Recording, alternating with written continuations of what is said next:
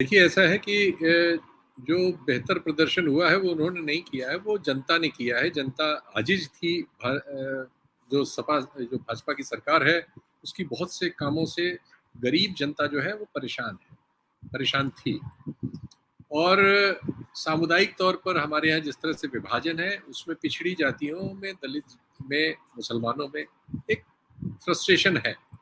उस फ्रस्ट्रेशन ने समाजवादी पार्टी को ये सफलता दी है।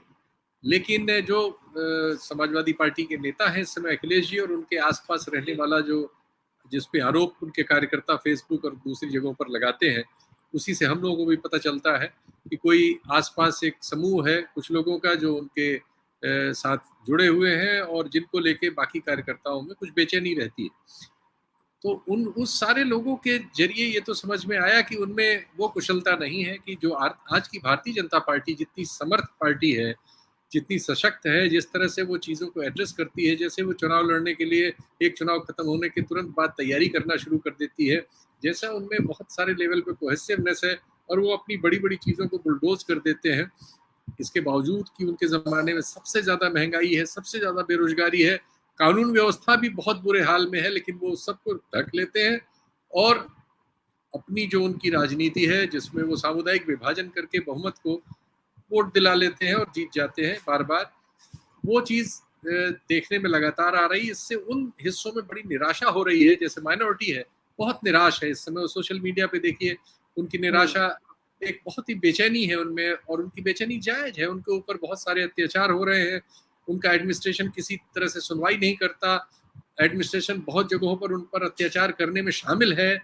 और ऐसे समय में जिस राजनीतिक दल को उन्होंने अपना जी जान से समर्थन दिया, वो उनके किसी मामले पे उपस्थित न हो, कहीं नज़र ना आए, उसके नेता सिर्फ ट्वीट करके अपनी जिम्मेदारियों से सोचें कि सारा काम हो गया है, तो उनका गुस्सा एकदम जायज़ है और उनका जो ये जो बात है उनकी बाहर निकल रही है। रही बात इस चुनाव की, इन चुनावों में पिछले 2 चुनाव जो हुए थे, पिछले चुनाव में 32 सीटें सपा जीती थी और 4 बाकी लोग जीते थे। इसके पहले वाले चुनाव में 34 बसपा जीती थी।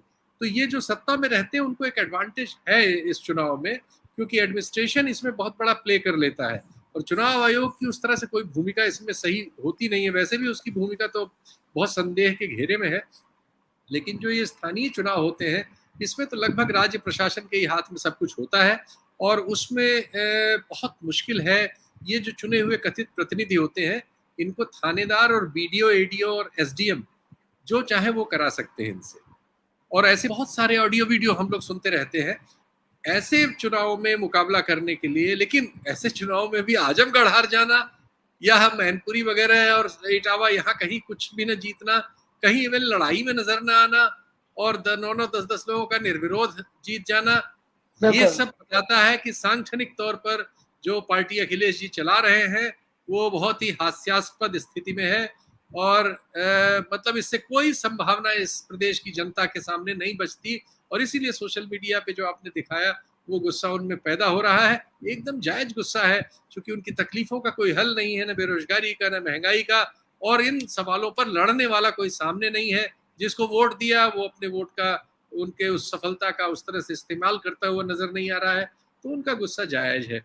ऐसे वक्त में आप सोचिए कि प्रधानमंत्री की सीट पर एक माफिया डॉन की पत्नी जीती है, लगातार तीसरी परिवार जीता है वहां, और ये इतनी बड़ी खबर, इसको खबर भी नहीं बना, इस पर ढंग से आलोचना भी नहीं की किसी ने कुछ की।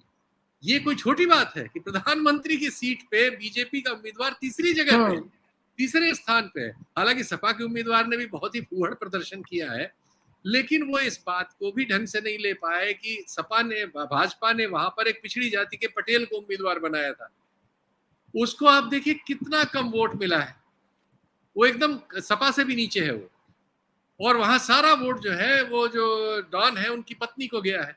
ये कितना बड़ा पॉलिटिकल, अगर आप सोचिए आज बीजेपी विपक्ष में होती और विपक्ष का प्रधानमंत्री होता और उस सीट पर यह हुआ होता कि मुख्तार अंसारी की बीवी या कोई जीती होती, निर्दलीय सीट होती, आप मीडिया, सोशल मीडिया, सड़क, आप कहीं इसके अलावा कोई दूसरी चर्चा पाते।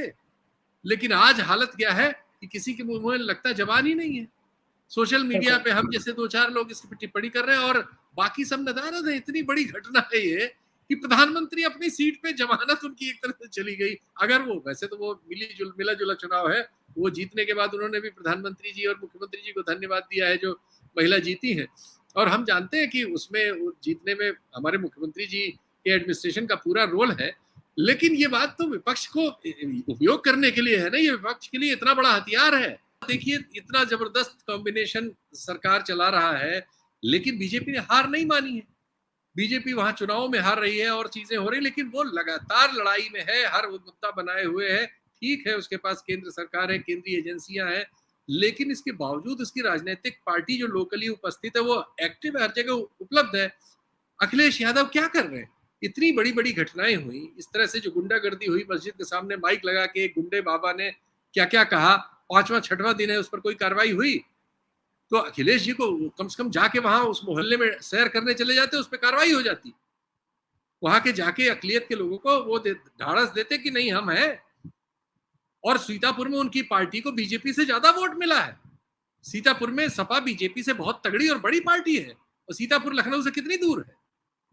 तो अब ये राजनीति उनको हम आप न्यूज नशा पे सिखाएं, ये तो या सत्य हिंदी पे सिखाएं, ये तो हमारा काम नहीं है। हम तो सिर्फ जो हो रहा है उसको गलत या सही जो हमें लग रहा है हम बता सकते हैं। तो हमारे हिसाब से तो मजाक हो रहा है मतदाता के साथ भी और लोगों की तकलीफ के साथ। बिल्कुल, कहीं ना कहीं ये कह सकते हैं कि विपक्ष जो की भूमिका में एक मजबूत स्थिति में आकर के भी कमजोर पड़ रही है पार्टी। एक चीज और विनीता जी छूट जाएगी, मैं कहना चाह रहा था, उम्र हो रही है भूल जाता हूँ। आजमगढ़ में आप सोचिए, आजमगढ़ में आपने आपके एमएलए का लड़का भाजपा से टिकट लेके आया, जबकि बीजेपी के एमएलए का लड़का निर्दलीय लड़ा, बीजेपी ने तुरंत अपने एमएलए को निष्कासित किया। आपने क्या किया? जीत जाने के बाद अब भले ही बीजेपी उसको अपना अंगीकार कर ले, लेकिन आप पार्टी चला रहे हैं कि नहीं? आपकी पार्टी क्या कर रही है कि आपके एमएलए का लड़का, मतलब एमएलए रहेगा सपा में और उसका बेटा रहेगा बीजेपी में, दोनों पार्टी। आप इतने होशियार हैं, वहां की जनता मूर्ख है, उस जनता ने दिखा दिया आपको। वो जिला जो यादव और मुस्लिम कॉम्बिनेशन ठीक लिखा है उसने, जो आपने पढ़ के सुनाया, जहां की 70-75% आबादी यादव और मुसलमान से हो जाती है, उस जगह पर आप 400 वोट पाते हैं और बुरी तरह हारते हैं, थर्ड आते हैं। ये तो मतलब बहुत ही शर्म खाने वाली बात है कि क्या है, आप क्या पार्टी चला रहे हैं? आप काहे कि आपको 111 एमएलए देना, मतलब लोगों ने गलती की, मेरा ख्याल है आप इस लायक नहीं। और आप हमसे जुड़े रहने के लिए सब्सक्राइब करें YouTube पर, फॉलो करें Twitter पर और लाइक करें Facebook पर। और ज्यादा जानकारी के लिए आपको टाइप करना होगा सिर्फ न्यूज नशा।